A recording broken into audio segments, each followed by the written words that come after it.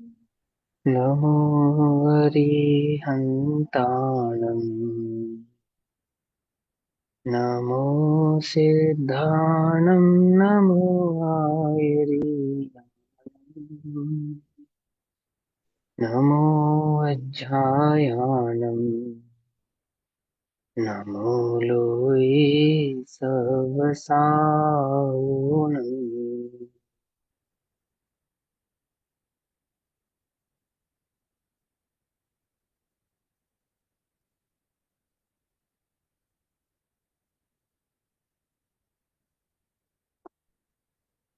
ओंकारं बिन्दुसंयुक्तम् नित्यं ध्यायन्ति योगिनः कामदं मोक्षदं चैव ओंकाराय नमो नमः। मङ्गलं भगवान् वीरो मङ्गलं गौतमोऽगणी मङ्गलं कुन्दकुन्दार्द्यो जैनधर्मोऽस्तु मङ्गलम्। सर्वमङ्गलमाङ्गल्यम् सर्वकल्याणकारकम् प्रधानां सर्वधर्माणां जैनं जयतु शासनम्।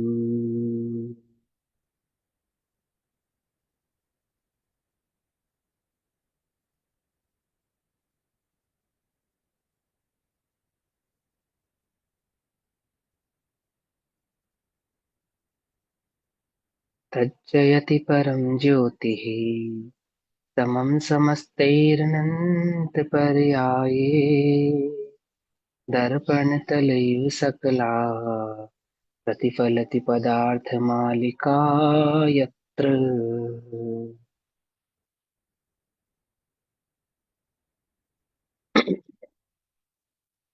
हमारी रात्रिकालीन कक्षा का विषय चल रहा है पुरुषार्थ सिद्धि उपाय।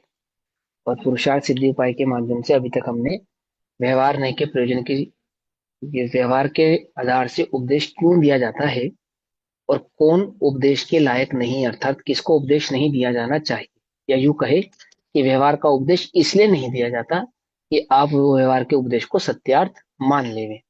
अब पेज नंबर 32 पुरुषार्थ सिद्धि उपाय, पेज नंबर 32, श्लोक नंबर 7। श्लोक कहना क्या था, कहना एक ही बात है ना। श्लोक नंबर 7 केवल व्यवहार नहीं के श्रद्धान होने का कारण बतलाते हैं। क्या कारण है कि खाली व्यवहार नहीं का श्रद्धान होता है। मानवक एव सिंहो यथा भवत्यन् विगतसिंहस्य व्यवहार एव हि तथा निश्चयतां याति निश्चज्ञस्य। जिस प्रकार, यथा अर्थात जिस प्रकार, अनविकित अनवगित सिंहस्य, सिंह को सर्वथा ना जानने वाले पुरुष के लिए, अनवगत, अवगत माने ज्ञान नहीं होना, अन माने नहीं, अवगत माने ज्ञान, किसका ज्ञान नहीं होना, सिंह से, सिंह का ज्ञान नहीं होना।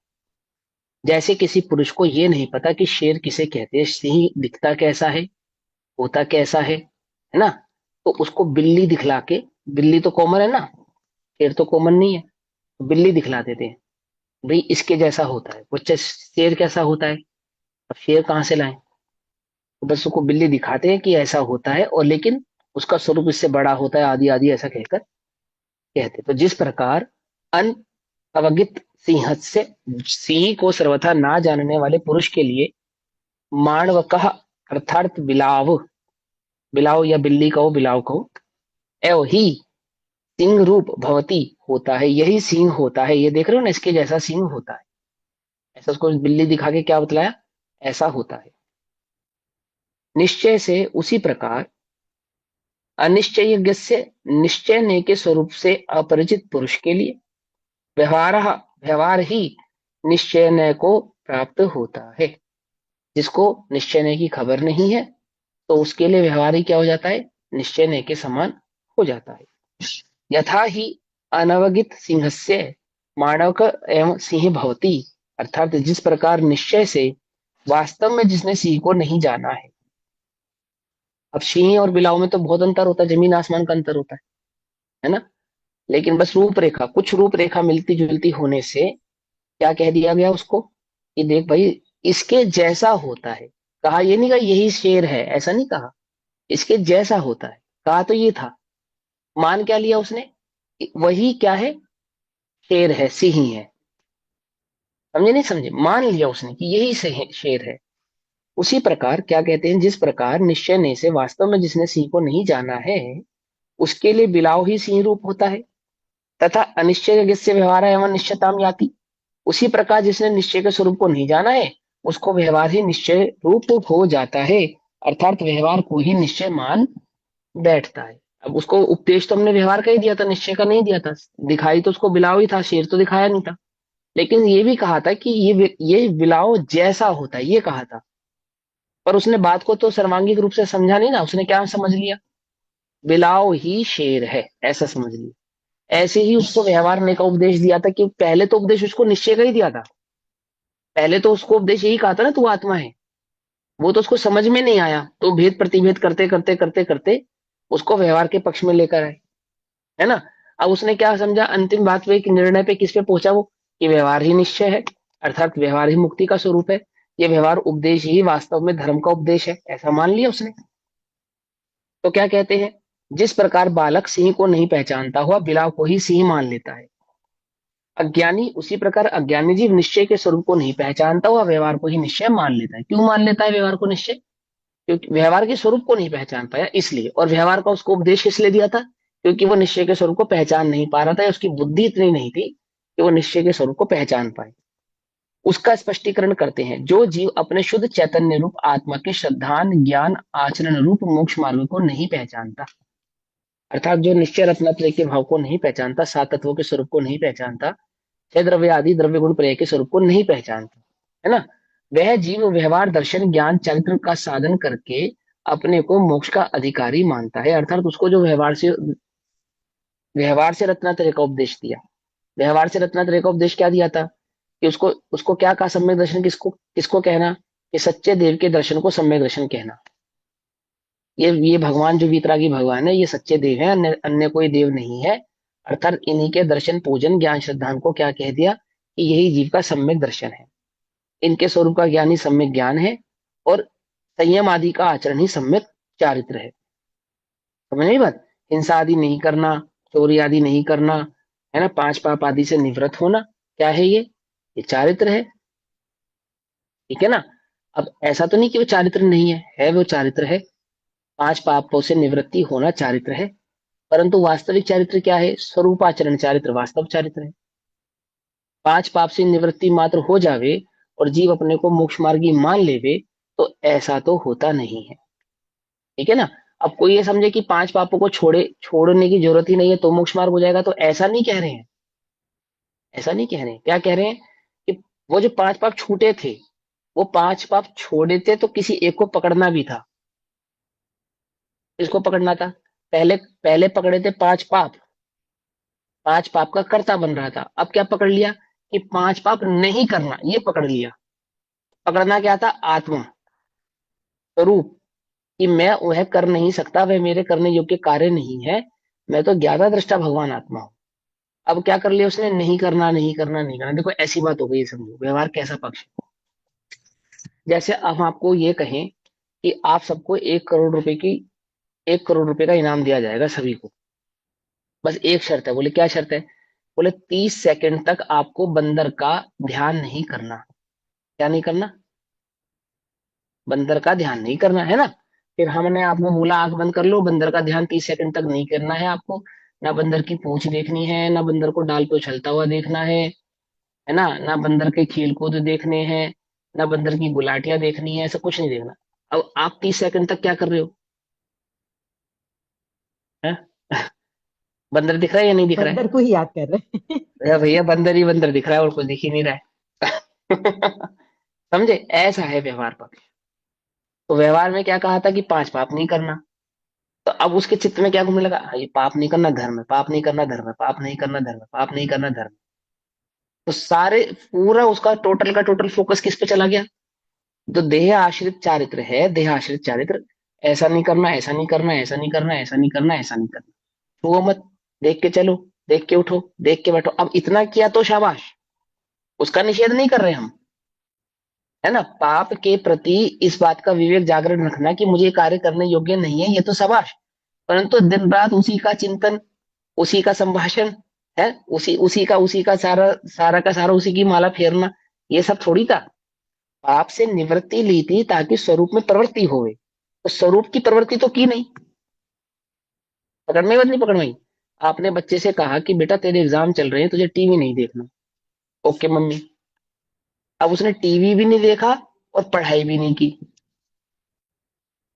तो बोलो पास हो जाएगा वो? नहीं होगा। आप क्या कहेंगे कि बेटा तूने पढ़ाई क्यों नहीं की? आपने तो कहा था टीवी नहीं देखना। आपने मुझसे क्या कहा था कि टीवी नहीं देखना, सो मैंने टीवी नहीं देखा। आप किसी से भी पूछ लो घर में, मैंने नहीं देखा। तो टीवी नहीं देखने के पीछे ये कहा था कि जितना समय तो टीवी देखने में वेस्ट करता, वो टोटल टाइम तो अपनी पढ़ाई में लगा, इसके लिए कहा था।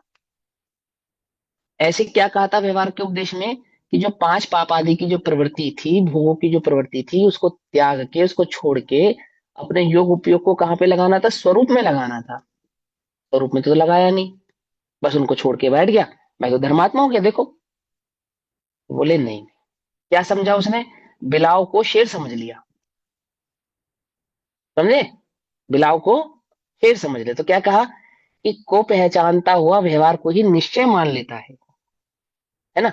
उसका स्पष्टीकरण करते हैं कि जो जीव अपने शुद्ध चैतन्य स्वरूप आत्मा की श्रद्धान ज्ञान आचरण रूप मोक्ष मार्ग को नहीं पहचानता,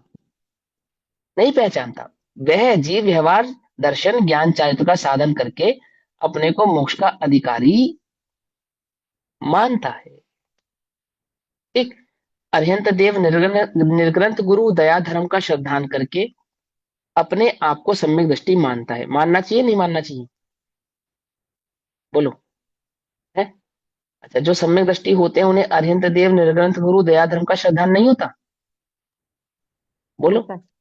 होता होता है। है। फिर यहाँ तो ये लिख रहा है कि वो उसको इतना ही मान करके अपने को सम्यक दृष्टि मान लेता है। जो बच्चे पढ़ाई करते हैं वो टीवी नहीं देखते, लेकिन मात्र टीवी ना देखे, समझे, उससे तो कुछ होता नहीं। पकड़ में ही बात नहीं पकड़ में ही? पढ़ाई करने वाले को टीवी नहीं देखने का उपदेश दिया जाएगा, और जो सिर्फ टीवी ना देखे, मात्र किताब लेके भी बैठ जाए और पढ़े नहीं, तो समझे ना। मैंने आप कितने घंटे किताब लेके बैठे, इससे ज्यादा जरूरी है कि आपने कितना ज्यादा उसको पढ़ा समझा, है ना, कितना आपने उसको ग्रैप्स किया, यही है ना मेन बात। तो ऐसे ही क्या कहते हैं कि अरिहंत देव निर्ग्रंथ गुरु दया धर्म का श्रद्धान करके अपने को सम्यक दृष्टि मानता है। अब इनका श्रद्धान करे या ना करे? तो बोले इनका श्रद्धान आपो आप होता है। दो स्टेज समझना। सबसे पहले देवशास्त्र गुरु का श्रद्धान होता है, फिर देवशास्त्र गुरु के द्वारा बतलाए गए तत्व का श्रद्धान होता है, और जब वास्तविक तत्व का श्रद्धान होता है तब वास्तविक देवशास्त्र गुरु का श्रद्धान भी होता है। कुछ बात समझ में ही नहीं? लेकिन कोई मात्र देवशास्त्र गुरु का श्रद्धान करे और रुक जाए कि हाँ चलो मेरा तो क्या हो गया, मोक्ष मार्ग हो गया, सम्यक तो दर्शन कहते हो नहीं, गया। हाँ मेरे को तो मोक्ष मार्ग हो गया, रत्नात्रय में सम्यक दर्शन की प्राप्ति हो गई। तो बोले नहीं, ऐसा नहीं है। और किंचित जिनवाणी को जानकर अपने को ज्ञानी मानता है, अर्थात थोड़ा बहुत सूक्ष्म ज्ञान भी हो जाए, है ना, तो भी क्या हो गया, सम्यक दृष्टि हो गया क्या कि नहीं। हम पुरुषार्थ सिद्धि उपाय पढ़ रहे हैं, हम गाथा पढ़ रहे हैं, आपने कोई प्रश्न पूछा, मैंने कोई उत्तर दे दिया, क्योंकि आपके प्रश्न का उत्तर मेरे पास है, इसके लिए मैं सम्यक दृष्टि हो जाऊंगा? बोलो। क्योंकि मैं अच्छा पढ़ा सकता हूँ क्या, इसलिए मैं सम्यक दृष्टि हो जाऊंगा? नहीं। इससे, हाँ, इससे मैं सम्यक दृष्टि नहीं होगा। सम्यक दृष्टि होने के लिए मुझे स्वरूपाचरण चारित्र यानी अपने आत्म स्वरूप का श्रद्धान करना पड़ेगा, अपने आत्मा का अनुभव करना पड़ेगा, तो ही वास्तविक सम्यक दर्शन प्रकट होगा। उससे पूर्व सम्यक दर्शन प्रकट होने वाला नहीं है। आपने कितने लाखों करोड़ों जीवों को धर्म में लगाया, क्या आप उससे सम्यक दृष्टि हो जाएंगे? नहीं होंगे।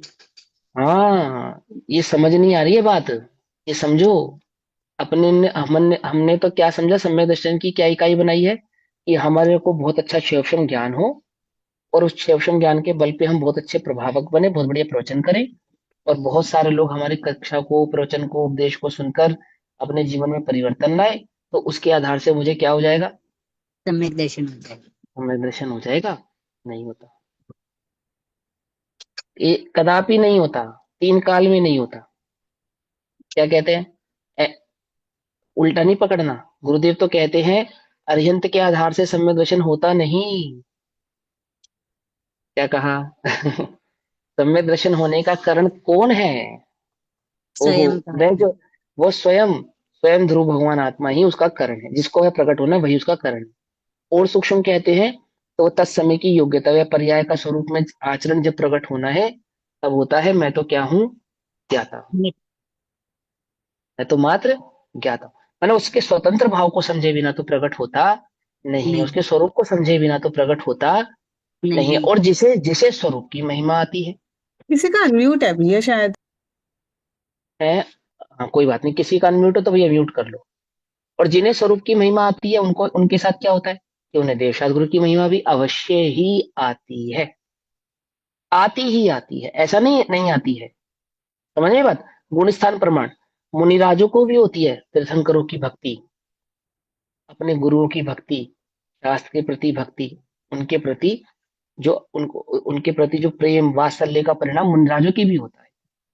ठीक है ना? और गृहस्थ के तो होता ही होता है। कोई ये समझे कि देव के श्रद्धांजलि से सम्यक दर्शन नहीं होगा तो मंदिर जाने का कोई फायदा नहीं है, ऐसा नहीं। और कोई ये समझे कि मंदिर जाने से समय दर्शन हो जाएगा, सो ऐसा भी नहीं।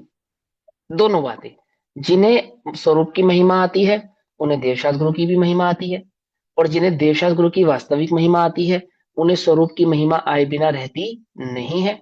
और निज चैतन्य स्वरूप की महिमा आए बिना सम्यक दर्शन प्रकट होता नहीं है, ऐसा।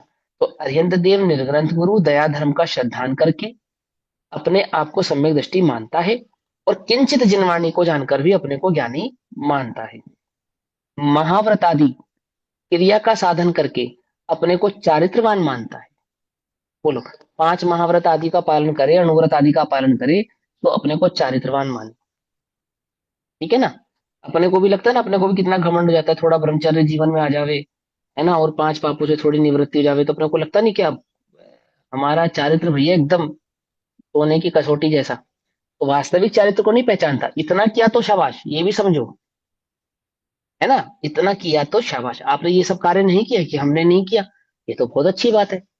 लेकिन क्या आपने अपने चैतन्य स्वरूप को पहचाना, निज चैतन्य स्वरूप का अनुभव किया, या द्रव्य गुण पर्याय के स्वरूप को जानकर अपने निज चैतन्य वैभव की जानकारी प्राप्त की, उसका अनुभव प्राप्त किया, उसके प्रति अपने उपयोग को एकाग्र किया? यदि नहीं किया तो ये सब करना भी क्या हो गया? व्यर्थ हो व्यर्थ हो गया। गया। तो उपवास आदि धारण किए, ये म्यूट कर लो, जिनका अनम्यूट है ना वो म्यूट कर लो। उपवास आदि धारण किए, तो उपवास आदि धारण करने के बाद क्या किया? या तो नींद में समय गवा दिया, या इधर उधर के कामों में समय गवा दिया, या भक्ति भी की, स्वाध्याय भी किया, लेकिन उपयोग स्वसन्मुख नहीं किया। टोटल का टोटल फोकस कहाँ पे रखा? पर पे रखा, कि मैं ज्यादा से ज्यादा भगवान के दर्शन कर लूं। उल्टा नहीं पकड़ना, देखो भाई, कभी बात उल्टा पकड़ो, है ना बात को, कि मैं ज्यादा से ज्यादा भगवान का दर्शन कर लूं, जिनवाणी पढ़ लूं, ये याद कर लूं, ऐसा कर लूं, ऐसा कर लूं। लेकिन उपयोग सारा का सारा कहाँ रखा? बहिर्मुख रखा, अंतर्मुख नहीं किया। अंतर्मुख करना था, निवृत्त होके पांच पाप आदि की निवृत्ति करके जो समय था उस समय को कहाँ लगाना था? अपने परिणामों को एकाग्र करने में लगाना था, कषाय आदि की निवृत्ति में लगाना था, मिथ्यात्वादी के त्याग में लगाना था। तो वहां तो लगाया नहीं, और बाहरी क्रिया करके ही मात्र, चिंतन करके ही मात्र क्या हो गया? संतुष्ट हो गया। तो क्या कहते हैं? इस प्रकार वह शुभोपयोग में संतुष्ट होकर, सेटिस्फाई होकर, मैंने इतना किया है ना, मैं सारा दिन में 2 घंटे का स्वाध्याय करता हूँ, 1 घंटा सुबह निकालता हूँ, 1 घंटा शाम को। आपको पता है कितनी सरदर्दी है? 8 घंटे की तो मुझे नौकरी करनी पड़ती है, घर में बच्चों को भी देखना पड़ता है, इतने इतने काम भी करने पड़ते हैं। उसके बाद भी मैं समय निकालकर 1 घंटा स्वाध्याय करता हूँ ना। अब मुझे समय दर्शन नहीं होगा तो किसे होगा? और मैं इतना कर तो रहा हूँ बहुत, और क्या करूं, और क्या जान लोगे मेरी? कि भाई जान तो तेरी हम चाह कर भी नहीं ले सकते, तू चाहे तो तू भी नहीं ले सकता अपनी जान। जीव तो शक्ति का धारी है ना, अजर अमर। लेकिन अपने स्वरूप को नहीं जानकर निरंतर प्रतिपल तू अपनी जान ले ही रहा है। क्या?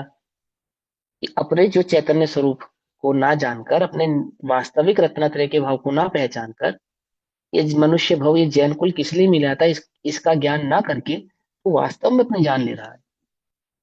पकड़ में ही बात नहीं, पकड़ में ही। तो क्या कहते हैं, इस प्रकार वह शुभोपयोग में संतुष्ट होकर शुद्धोपयोग स्वरूप मोक्ष मार्ग में प्रमादी है, आलसी है, जानने का इच्छुक ही नहीं है, उस ओर नजर भी नहीं उठाता, विकल्प भी नहीं करता जानने का, प्रमादी है।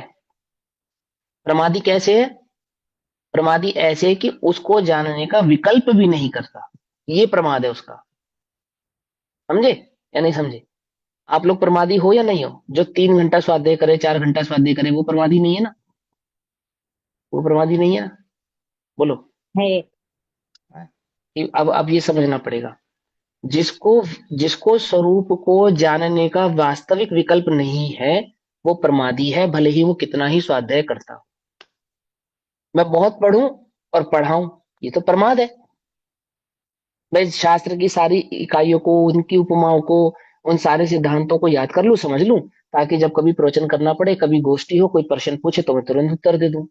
ये तो प्रमाद है। इसमें कहाँ आपको स्वरूप को जानने का विकल्प कहाँ है?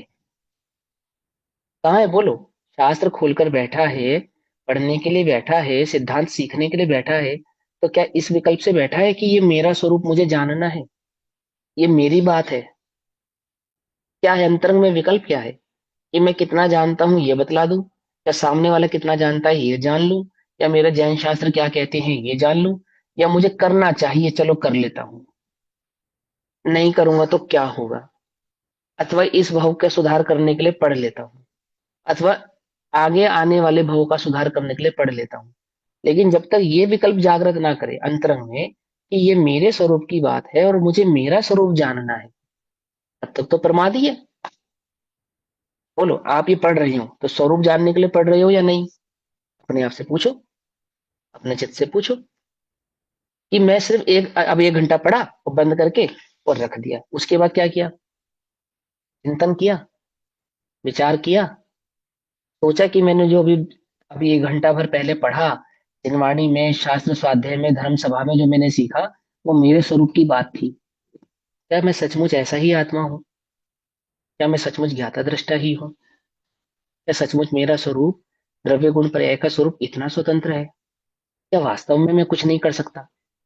क्या वास्तव में मेरे चित्त में जो व्याप्त जो ये कषाय है, परासक्त बुद्धि है, यही मेरे दुख का कारण है? क्या वास्तव में संसार में मैं एक जीव तत्व ज्ञाता दृष्टा ही हूँ, किसी से मेरा कोई संबंध नहीं है? ये विकल्प, ये विचार किया तुमने? यदि नहीं किया तो प्रमादी ही हो ऐसा जानना। क्या कहा? विकल्प भी करे, विचार भी करे, तो सप्त भयों से स्वतः ही, तत्काल ही छूटता है जीव। क्या कहा? कुछ बात समझ में ही नहीं। स्वरूप तो जब प्रकट होगा और उसके साथ जो आनंद प्रकट होगा, उसकी तो बात ही अलग है, उसकी तो बात ही निराली है। लेकिन ऐसा विकल्प भी करे, ऐसा चिंतन मात्र भी करे, क्यों? मात्र विकल्प, विकल्प में तुम्हें कोई सिर्फ इतना कह दे कि हम तुम्हें 1 करोड़ रुपया देंगे, है ना, ऐसा विकल्प में कह दे, और तुम्हें ये उम्मीद हो, ये बात पक्की हो कि जो कहने वाला व्यक्ति है ना, ये सचमुच दे सकता है। अभी दिया नहीं उसने, अभी तुम्हें प्राप्त नहीं हुआ, लेकिन ये बात विचार कर करके अंतर में कितना उत्साह आता है। एक नवयुवक को कोई नवयुवती, सुंदर नवयुवती मुस्कुरा कर देखे, बस, बस, और कहे कुछ नहीं, नाम भी नहीं पता, मिली भी नहीं, कुछ नहीं, बस उसने खाली उसको देखा और मुस्कुराई, बस। अब उस नवयुवक से पूछो कैसा लग रहा है? क्या 6 महीना भी बीत जावे ना तो अपने दोस्तों को बतावे क्या, आज से 6 महीने पूर्व मैं एक जगह से जा रहा था, है, तब एक सुंदर नवयुवती ने मुझे देखा और देखकर मुझे मुस्कुराई। फिर क्या हुआ? फिर हुआ तो कुछ नहीं। उसके बाद वो मिली कि नहीं मिली, और 6 महीने बाद भी वो बात भूलता नहीं। समझ में आई बात? नहीं समझ में आई? ये तो विकल्प का कमाल है। वो उसको मिल जाए, बात कर ले, तो बात ही क्या, फिर तो बात ये लगे। कुछ बात समझ में आती है नहीं आती? जब विकल्प में इतनी ताकत है, सिर्फ उसने मुस्कुराया और कुछ नहीं कहा, उसे याद कर करके 6 महीने बाद भी उसे क्या आता है? आह्लाद आता है, उत्साह आता है। आता है या नहीं आता है? स्वरूप का विकल्प मात्र करे, चिंतन मात्र करे कि सचमुच मेरा ऐसा ही स्वरूप है जैसा मैंने जिनवाणी में जिन गुरुओं के माध्यम से सुना पढ़ा समझा। क्या वास्तव में नजर अमृत तू, वास्तव में दर्पण में देखे तो देह नहीं हूं, ऐसा विकल्प आया तुम्हें कभी? सोचो, अपने आप से पूछो, मुझे जानना नहीं है कि दर्पण में देखकर ऐसा विकल्प आता, ये देह मैं नहीं हूं। स्नान करते समय लगा तुम्हें कभी ये शरीर मैं नहीं हूं, तो आत्मा हूं? विकल्प मात्र करे, समझे क्या कहा? उसे कहते हैं कि प्रमादी नहीं है। लेकिन क्या कहते हैं, इस प्रकार वह शुभोपयोग में संतुष्ट होकर शुद्धोपयोग रूप मोक्ष मार्ग में प्रमादी है। कहां पे संतुष्ट होकर? कहां पे? शुभोपयोग। मैंने पढ़ लिया, मैंने पढ़ लिया, मुझे याद है, मैं मंदिर जाता हूँ, मैं पढ़ाई करता हूँ, मैं पूजा करता हूँ, मैं पाप नहीं करता हूँ, संतुष्ट है? संतुष्ट है? स्वरूप की प्राप्ति हुई? नहीं हुई। संतुष्ट हो? जब तक धन की प्राप्ति नहीं होती, दुकानदार से पूछो संतुष्ट होता या नहीं होता, पूछो उससे, होता या नहीं होता? कुछ बात समझ में आती है नहीं आती है? कहाँ संतुष्ट है? कहाँ संतुष्ट है? स्वरूप की प्राप्ति हुई? नहीं हुई। स्वरूप समझ में आया कि नहीं समझ में आया? लेकिन मैंने स्वाध्याय तो किया ना, मैंने 1 घंटा समय तो निकाला ना, और मुझे 7 तत्वों के नाम याद हो गए, 6 द्रव्यों के नाम याद हो गए, द्रव्य गुण पर्याय किसे कहते हैं ये याद हो गया। और देखो भैया, मैंने इतने इतने ग्रंथ पढ़ लिए, 14 गुण स्थान पढ़ लिए, 14 मार्गण स्थान पढ़ लिए, एग्जाम भी मैंने पास कर लिया, संतुष्ट है? किसमें संतुष्ट है? शुभोपयोग में संतुष्ट है, शुद्धोपयोग में मोक्ष मार्ग में प्रमादी है। विकल्प भी नहीं करता, विचार भी नहीं करता, उद्यम ही नहीं करता, उसे जानने का, उसे समझने का, उस संवेदन को प्रकट करने का उद्यम ही नहीं करता। करता ही नहीं करता, बोलो है? करता ही नहीं है, प्रमादी है, प्रमादी है। नींद नहीं आता, नहीं नींद नहीं आती तो परेशान होता है। मेरे पास स्वाध्यायी जीव होते ना, फोन करके कहते हैं कई बार कि भैया मैं रात में नींद नहीं आती, तो मैं उनसे एक बात कहता हूँ, ये तो वरदान है भाई तुम्हें। तुम तो अपना ये वरदान हमें दे दो, क्या? कि नींद नहीं आती। ये मैंने कहा इससे बढ़िया क्या वरदान होगा? नींद नहीं आए तो रात्रि का समय हो, नींद आए नहीं, और सब सो रहा है सारा जगत, कोई तुम्हें परेशान करने वाला नहीं, फोन तुम्हारा बजेगा नहीं, क्या करो? अरे बढ़िया, अपना चिंतन करो, स्वरूप का चिंतन करो, ध्यान करो, मगन करो, आनंदित रहो, कोई परेशान करने वाला नहीं, इससे बढ़िया क्या बात होगी? है? ओके, तो भैया कुछ ऐसा उपाय बताओ कि नींद आ जावे। मैंने कहा श्री गुरु कहते हैं, मोह नींद से उठ रे चेतन तुझे जगावन को, है? और वो क्या कहता है कि भैया हमें नींद नहीं आती है। ये तो अच्छी बात है, नहीं आती है ना? अपने योग को, अपने उपयोग को कहाँ लगाए? स्वरूप में लगाए, है ना? तो क्या कहते हैं, इस प्रकार वह शुभोपयोग, ऐसा नहीं कि मैं खाली आपको ये लच्छेदार बात कह रहा हूं, ऐसा नहीं समझना, और इसको ऐसा ही बस चुटकुला ऐसा नहीं समझना, ये वास्तविक जो जीवन में है अपने, वो बता रहा हूं आपसे। इससे बढ़िया क्या बात है? इससे बढ़िया कोई बात ही नहीं है। मैं सच्ची बताऊं, मैं बीमार हो जाता हूँ तो मुझे बहुत आनंद आता है। क्यों? क्योंकि मुझे पता है मुझे बुखार है, 102 103 बुखार है, कोई परेशान नहीं करेगा, कोई कुछ नहीं कहेगा, अब चुपचाप पड़े रहो। सबको क्या लगा, सारे घर वाले सोचे भैया सो रहा है, तबीयत खराब है उसकी, अपना मजा मारो, कोई परेशान करने वाला नहीं, कोई कोई तुम्हें डिस्टर्ब करने वाला नहीं। आनंद लो अपने अंतरंग में, विचार करो अपना, चिंतन करो अपना। अरे उसके विचार, उसके चिंतन में ही इतना आनंद है। सोचो उसके वह स्वरूप की प्राप्ति में कितना आनंद आता होगा, कितना मजा आता होगा। कुछ समझते हो नहीं समझते हो? तेरी प्रतिमा इतनी सुंदर, तू कितना सुंदर होगा, है ना? नाम तुम्हारा तारणहारा, कब तेरा दर्शन होगा। कौन है वो जिसका दर्शन होगा? है? जिसकी चर्चा इतनी सुंदर, वो कितना सुंदर होगा, है? कौन है वो? कौन है वो? अरे ये मैं चैतन्य देव, मैं हूं वो, और कोई नहीं है। समझ में इतनी समझ में आई? कब कब? निरंतर क्या कहते हैं, प्रमादी है शुद्धोपयोग के शुद्धोपयोग रूप मोक्ष मार्ग में प्रमादी है। ठीक, प्रमाद समझते हो ना? तुम प्रमादी हो या नहीं, अपने आप से पूछना। मैं नहीं कहता तुम प्रमादी हो, अरे तुम तो स्वाध्यायी जीव हो भैया। तुमसे ज्यादा कर्मठ कहाँ मिलेगा। लेकिन अपने से चित्त अपने आप से पूछना क्या, इसीलिए केवल व्यवहार ने का अवलंबी हुआ है, उतना ही अवलंबन लेके संतुष्ट हो गया। हम्म? अतः उसे उपदेश देना क्या है, निष्फल है। ठीक। यहाँ प्रश्न उत्पन्न होता है कि ऐसा श्रोता भी उपदेश के योग्य नहीं है, तो फिर कैसे गुण संयुक्त श्रोता होना चाहिए, उसका उत्तर देते हैं। यानी अब अभी तो वक्ता का स्वरूप समझाया था, अब श्रोता का स्वरूप समझाएंगे। ठीक, कि वह श्रोता में क्या क्या गुण होने चाहिए।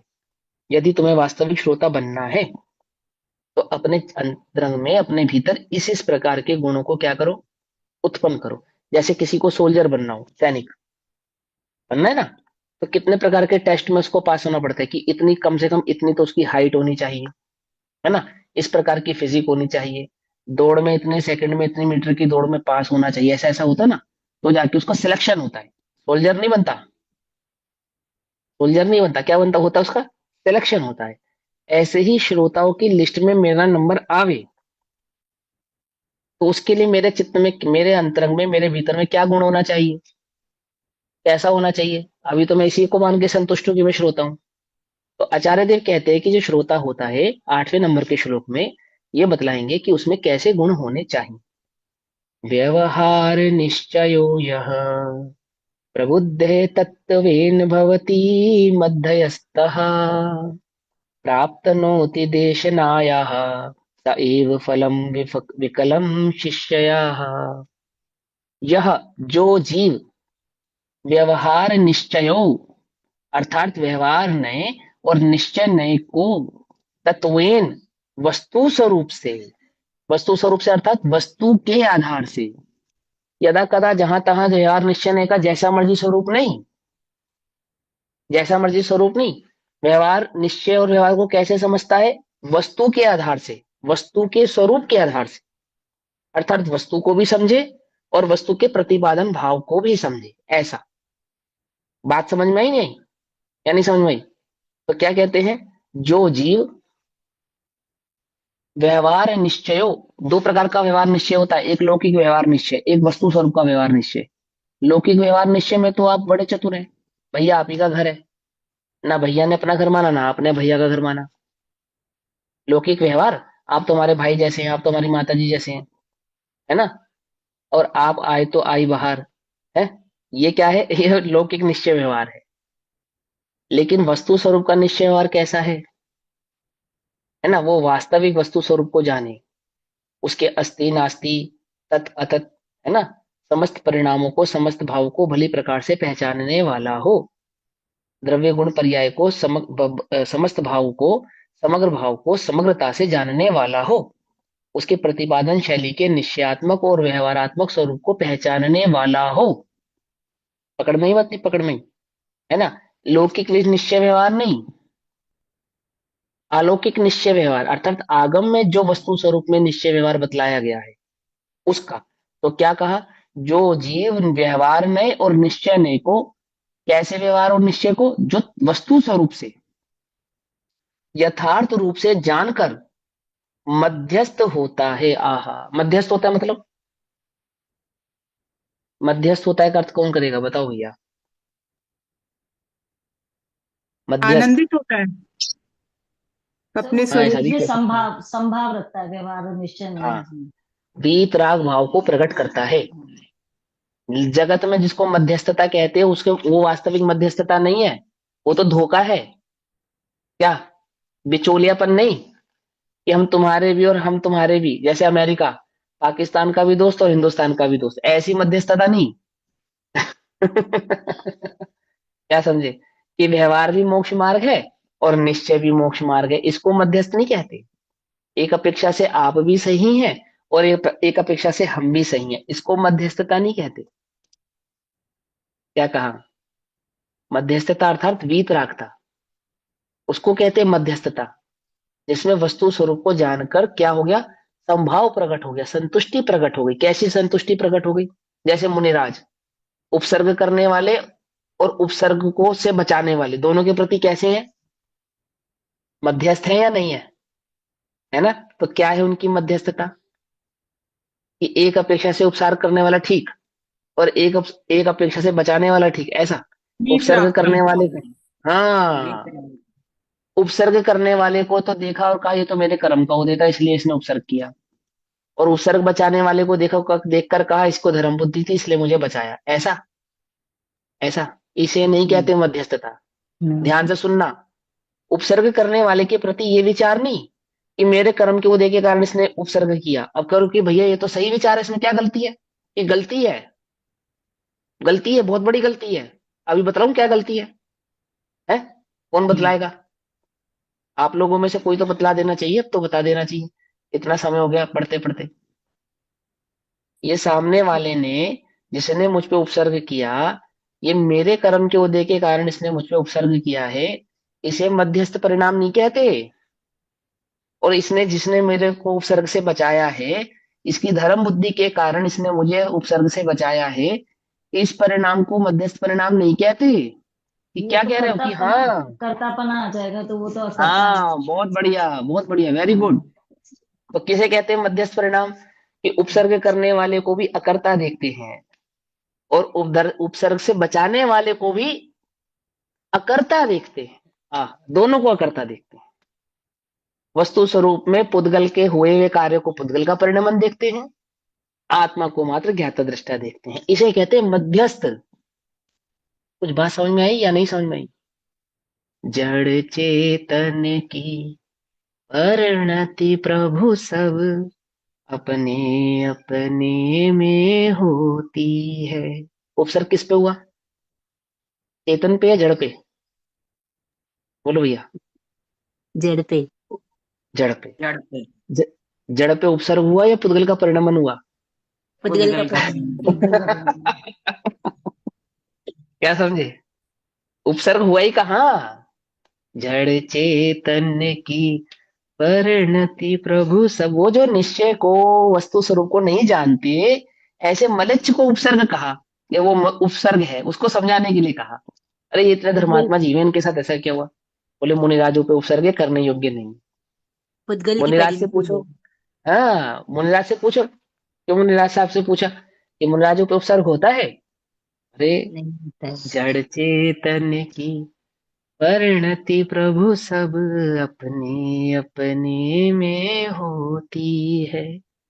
अनुकूल कहें प्रतिकूल कहें, यह झूठी, झूठी यानी मिथ्या, झूठी मिथ्या मन की वृत्ति है। क्या कहा?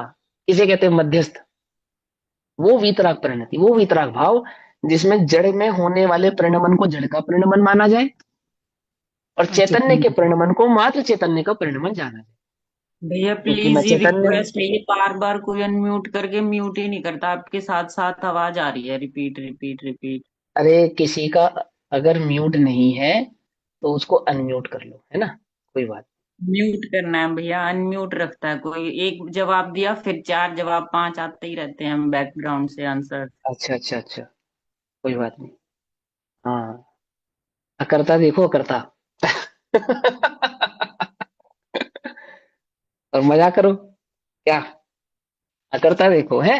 देखो सुनो, तो क्या है मध्यस्थ किसको कहना? वो वीतराग परिणति। और वीतराग परिणति किसको कहते हैं? जिसमें जड़ की परिणति को जड़ का समझा जाए और चैतन्य की परिणति को चेतन का समझा जाए। बस, सिंपल। इसको वीतराग परिणति कहते हैं, इसको कहते हैं मध्यस्थ भाव।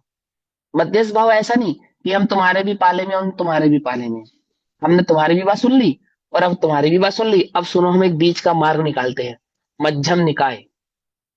मध्यम निकाय समझ गए? बौद्धों का मार्ग। कि भैया बहुत अधिक उपवास करके मरने से का कोई फायदा नहीं, बहुत अधिक खा पीने से भी प्राप्ति नहीं होती, तो हम एक मध्यम मार्ग निकालते हैं, मध्यम। मध्यम निकाय कहा उन्होंने उसको, है कि कुछ करता और कुछ अकर्ता। बोले नहीं भैया नहीं, चैतन्य सर्वथा अकर्ता, पर में अकर्ता, और ज्ञान का सर्वथा कर्ता, अर्थात स्वभाव से मात्र ज्ञाता दृष्टा है, अन्य कुछ नहीं। ये है मध्यस्थ मार्ग। क्या कहा? समझ में आई बात, नहीं समझ में आई, है ना? तो क्या कहा, जो जीव व्यवहार नय और निश्चय नय को वस्तु स्वरूप से, और वस्तु स्वरूप से अर्थात यथार्थ रूप से जानकर मध्यस्थ होता है। मध्यस्थ होता है यानी वितरागी होता है ना? अर्थात निश्चय और व्यवहार नय के पक्षपात से रहित होता है। इसको कहते, इसको क्या कहा, पक्षाति क्रांत, नयाति क्रांत, नयातीत। समझ में आई बात, नहीं समझ में आई? कि नया से वस्तु स्वरूप को देखा, समझा, अब नए को हटा दिया और वस्तु वस्तु को देखा। समझ में आई बात, नहीं समझ में आई? पहले नए उसे क्या समझा, कर्ता भी पना समझा और अकर्तापना भी समझा, ये समझ लिया। अब नए हटा दिए, अब कैसा देख रहे हैं वस्तु को, अकर्ता ही दिख रही है, कर्ता दिख ही नहीं रही। समझे नहीं समझे है? नयों से कैसे समझा था, एकत्व भी समझा था, अनेकत्व भी समझा था। अब नए हटा दिया, अब कैसी दिख रही है, हमें तो बस एकत्व भी दिख रहा है। ऐसा तो नहीं नए भूल गए आप, कि नहीं, नए तो हमें याद है। और वस्तु कैसी दिखती है, एकत्व स्वरूप वाली दिखती है। इसे कहते हैं नयातीत। पहले पहले वस्तु कैसी दिख रही थी, पहले वस्तु दिख ही नहीं रही थी, वो तो नयों के माध्यम से वस्तु स्वरूप समझा ना, अब वस्तु दिखने लगी। तो कैसी दिखी, चेतन चेतन दिखता है, जड़ जड़ दिखता है। जड़ में चेतन नहीं दिखता और चेतन में जड़ नहीं दिखता। ओहो, इसे कहते हैं मध्यस्थ। मध्यस्थ स्वरूप समझ में आ गया है? तो क्या कहते हैं, व्यवहार ने के पक्षपात से रहित होता है, निश्चय से भी और व्यवहार की, दोनों ही पक्षपात से रहित होता है। वह ही शिष्य उपदेश का संपूर्ण फल प्राप्त करता है। आहा, अब विचार करो, हम श्रोता हैं या नहीं, है ना? जिसके चित्त में वस्तु स्वरूप का ऐसा निखार होता है, वस्तु स्वरूप की ऐसी प्रस्तुति होती है, निश्चय व्यवहार नय आदि के माध्यम से वस्तु स्वरूप को जिस प्रकार से समझता है, उसको क्या कहा आचार्य ने, कि वह वास्तविक शिष्य होता है। अब टीका, व्यवहार मध्यस्थ समझ में आया ना, भूलना नहीं। हाँ, यह व्यवहार निश्चयो तत्वेन प्रबुद्ध मध्यस्थः भवति। प्रबुद्ध अर्थात प्रबुद्ध होता है, बोध को प्राप्त करता है। ऐसा जो जीव व्यवहार ने और निश्चय ने के स्वरूप को यथार्थ रूप से जानकर, सही प्रकार से जानकर, भली प्रकार से जानकर, काल्पनिक नहीं, यहां वहां से कुछ भी जोड़ जाड़ के जान लिया, ऐसा नहीं, सही सही स्वरूप को भली प्रकार से, क्या वास्तविक स्वरूप निश्चय का है, क्या वास्तविक स्वरूप व्यवहार का है, ऐसा ही ना, क्या वास्तविक स्वरूप वस्तु का है, ऐसा, उसको निश्चयात्मक से कैसे प्रतिपादन किया जाता है और व्यवहारात्मक भाव से उसका प्रतिपादन किस प्रकार से किया जाता है, ऐसा देखते हुए जो भली प्रकार से वस्तु को देखता है। आई बस समझ में, नहीं समझ में, है ना? देखो, आपको आपके पति में सिर्फ पति दिखता है या पिता और बेटा भी दिखता है, बोलो, दिखता है नहीं दिखता है? और कहते मानते क्या हो आप उसे, अपना पति मानते हो, पिता मानते हो, बेटा मानते हो? पति। समझना ध्यान से, दिखता तो उसमें पति भी है, पिता भी है और बेटा भी है, तीनों दिखते हैं नहीं दिखते? स्पष्ट बात है, लेकिन मानते नहीं हम उसको, मानते मात्र पति हैं। ऐसे ही वस्तु स्वरूप में क्या क्या दिखता है, द्रव्य भी दिखता है, गुण भी दिखता है, पर्याय भी दिखती है, एकत्व भी दिखता है, अनेकत्व भी दिखता है। मानते क्या है,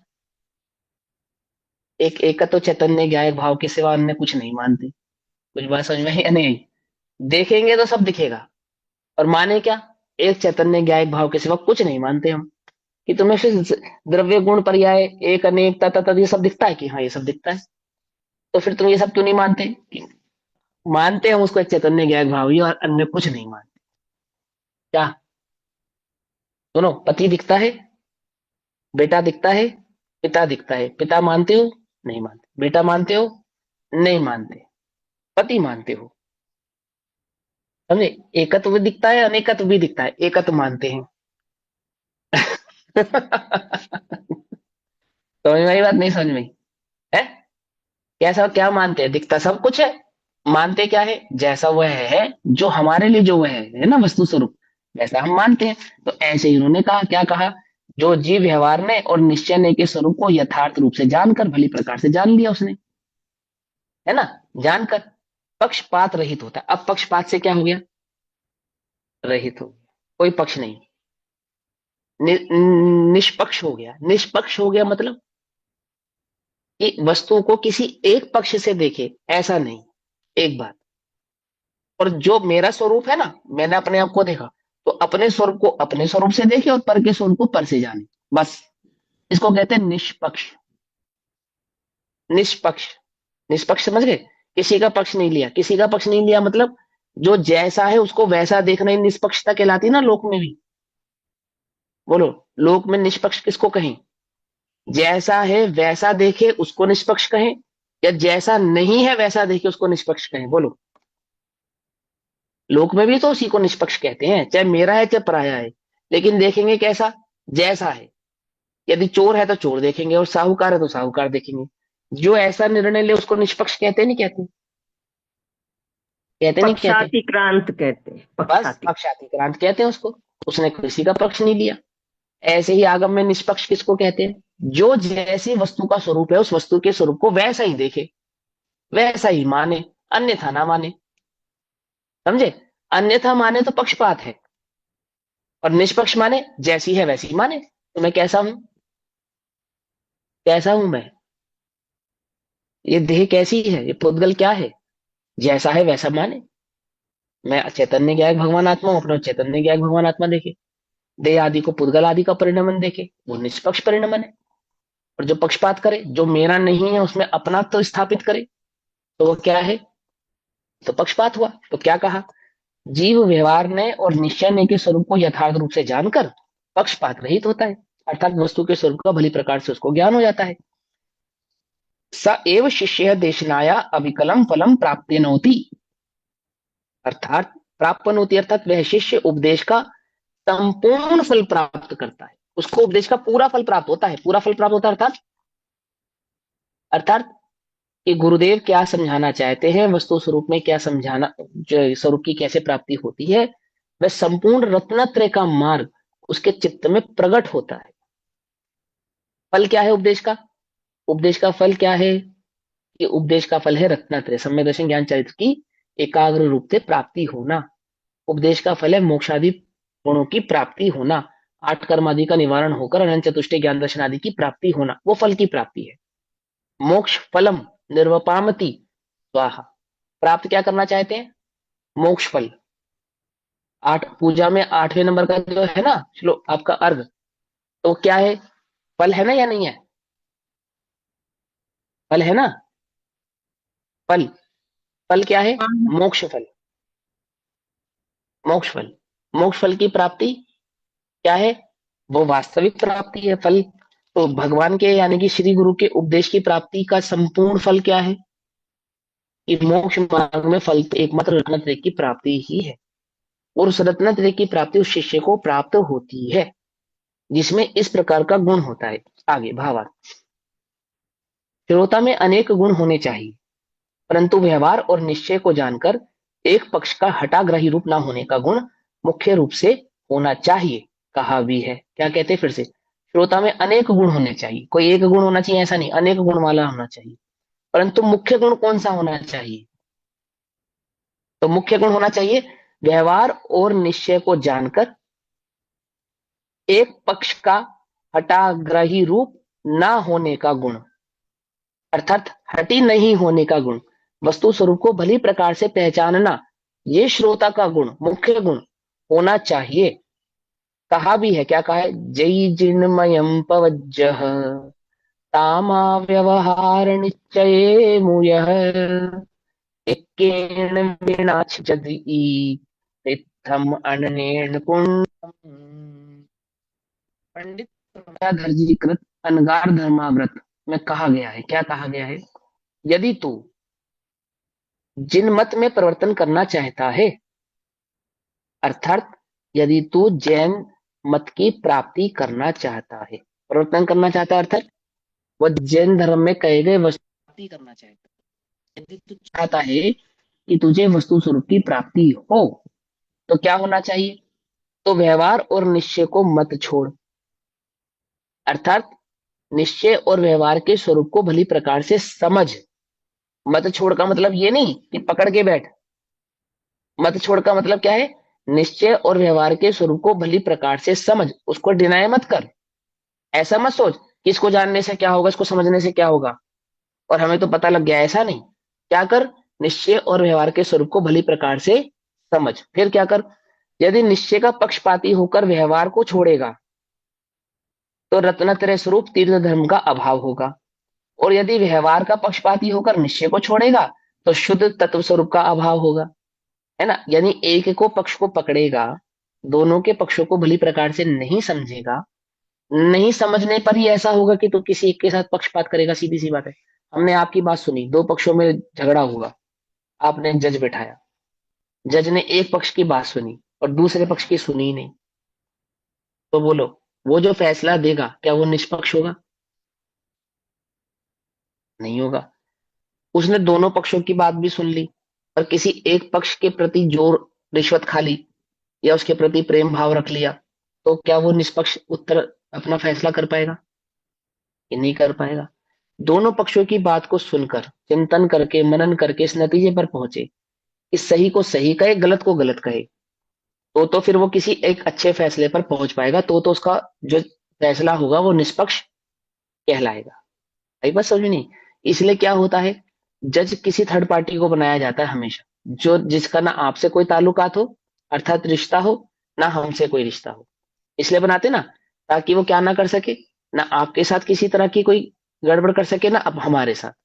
आपको पता है लोक में जो जज की पदवी प्राप्त करते हैं, उनकी जो सोशल लाइफ होती है ना, वो पूरी खत्म हो जाती है।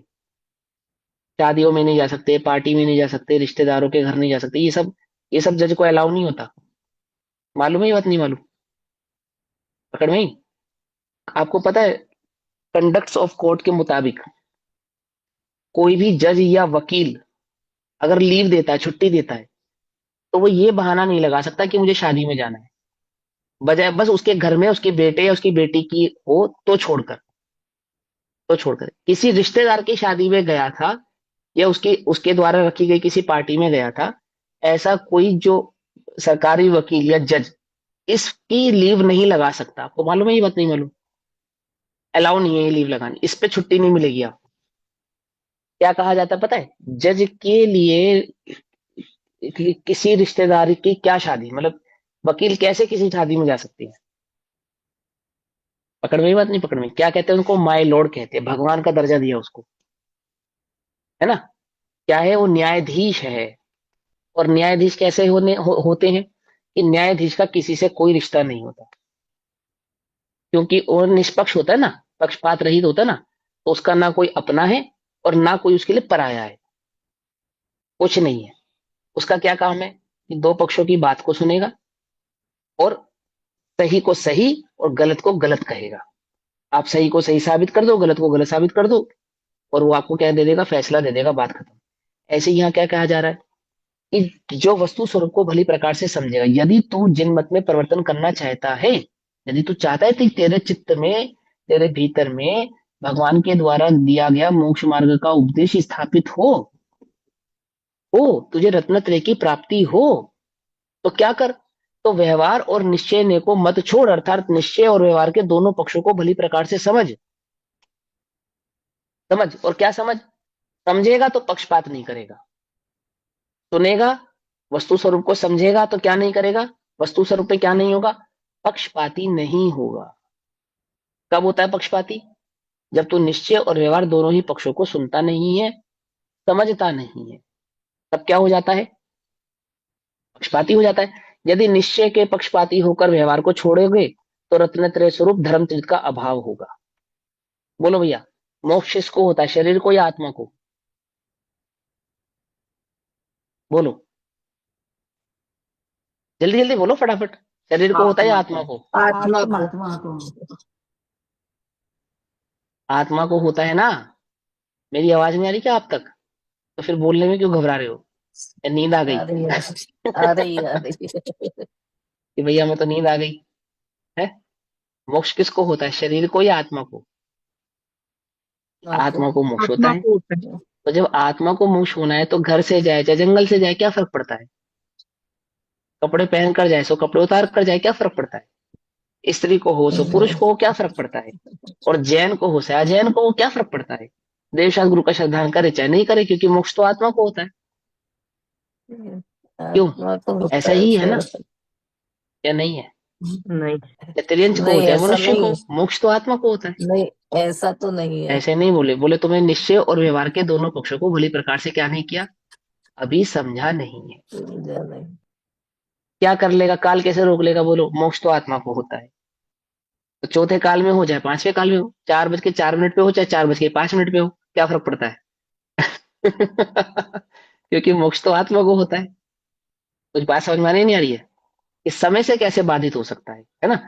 तुम्हें अभी निश्चय व्यवहार के संपूर्ण स्वरूप को तुमने समझा नहीं। ये नहीं समझते ना, जब हम एक पक्ष को ग्रहण करते हैं तब ऐसी गड़बड़ करते हैं। देखो, मैंने अभी थोड़े दिन पहले एक बात लिखी, मैं कहा मैं कौन लिखने वाला, क्या मतलब, एक बात है क्या कि अध्यात्म को, अध्यात्म है ना, अध्यात्म आत्मा आदि का जो स्वरूप बतलाया गया, जो निश्चय का स्वरूप बतलाया गया, अध्यात्म, यदि कोई अध्यात्म को स्यादवाद की दृष्टि के बिना देखेगा, यानी स्यादवाद की दो आंखें, निश्चय और व्यवहार की, अथवा वस्तु के अनेक स्यादवाद रूपी धर्म की, अनेक आत्मात्मक जो धर्म है ना वस्तु का, जिसमें एक अनेक तत् अतत अस्ति नास्ति आदि भाव है, सप्तभंग आदि भाव है, ऐसे दो नेत्रों के बिना अगर आप अनेक अध्यात्म की ओर देखोगे तो आपको अध्यात्म कैसा नजर आएगा? तो अध्यात्म अपंग नजर आएगा, अपंग, समझ रहे हो, अधूरा। और उस अपंग को ही आप क्या समझ लोगे कि यही अध्यात्म का स्वरूप है। और फिर क्या अर्थ निकालोगे, जो अभी मैंने बताया कि आत्मा को मोक्ष होता है। तो काल से क्या फर्क पड़ता है, देह से क्या फर्क पड़ता है, गति से क्या फर्क पड़ता है, और देव शास्त्र गुरु के श्रद्धान से क्या फर्क पड़ता है? मैं आत्मा हूं ये जानने भर से मुझे मोक्ष हो जाएगा। क्या किया आपने, अध्यात्म को क्या कर दिया आपने? अध्यात्म को अपंग कर दिया, अपंग। क्योंकि मैं खाता पीता नहीं हूं इसलिए जो मर्जी खाऊं, देह तो खाती नहीं और आत्मा तो खाती नहीं, है ना? तो रात में खाओ चाहे दिन में खाओ, एक बूंद पानी की मैंने कभी पी नहीं, तो सोचो छना पियो चाहे अनछना पियो।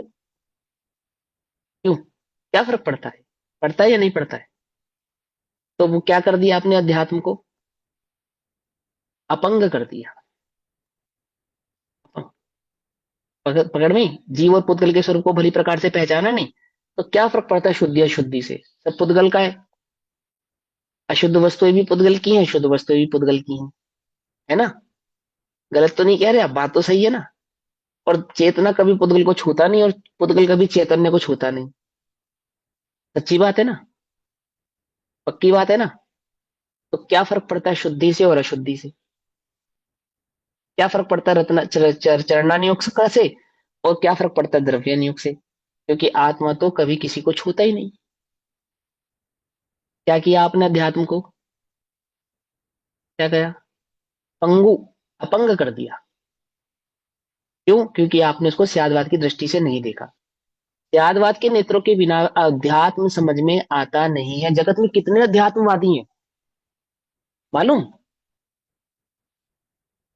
जैन, और अध्यात्मवादी जैन, अध्यात्मवादी, ना देव की खबर, ना गुरु की खबर, ना शास्त्र की खबर। और चर्चा सुनोगे ना आप, तो पता है, झूम उठोगे, झूम। अतिशोक्ति नहीं कर रहा हूं, ऐसा लगेगा रे भैया, यदि सम्य दर्शन हो सकता है तो यही हो सकता है और कहीं नहीं हो सकता, ऐसा लगेगा बिल्कुल आपको। और क्या है, खबर क्या है?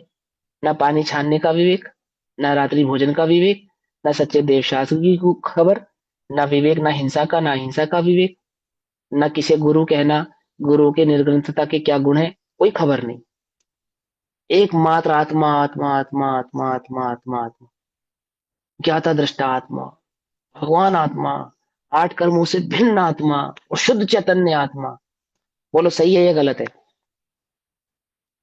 आचार्य अमृतचंद्र देव आपको ये समझा रहे हैं कि तुम्हें जगत में ऐसे अध्यात्मवादी जगह जगह मिलने वाले हैं, परंतु बिना रत्न, बिना निश्चय और व्यवहार के द्वारा वस्तु स्वरूप को समझे बिना वह अध्यात्म चैतन्य भगवान आत्मा जो है ना, उसकी प्राप्ति नहीं होती, नहीं होती और नहीं होती।